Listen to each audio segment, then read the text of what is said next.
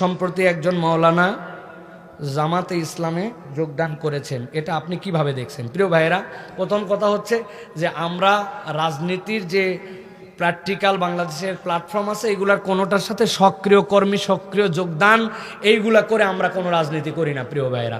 যদিও আমরা ইসলামের পক্ষে, আল্লাহ রসুলের পক্ষে, আল্লাহর বিধানের পক্ষে কথা বলি।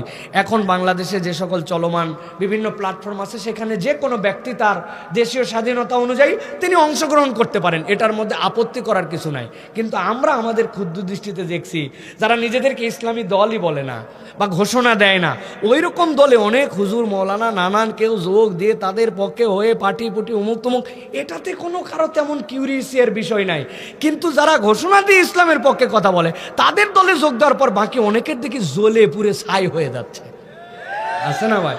তাহলে বোঝা যায় যে আপনার অন্তরের মধ্যে অনেকের বিদ্বেষটা আছে, ওইটা দলকে টার্গেট করে, ওইটা আপনার বিভিন্ন দলের প্ল্যাটফর্মকে টার্গেট করে। সুতরাং আমাদের সকলের মধ্যেই ভুল থাকবে, ভুলের থেকে বেরিয়ে আসার জন্য চেষ্টা করতে হবে।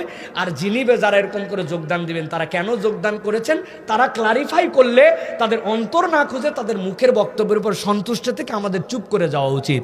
আল্লাহ আমাদেরকে বোঝানোর তৌফিক দান করেন, বোঝার তৌফিক দান করেন, আমাদেরকে এক এবং নেক হওয়ার তৌফিক দান করেন।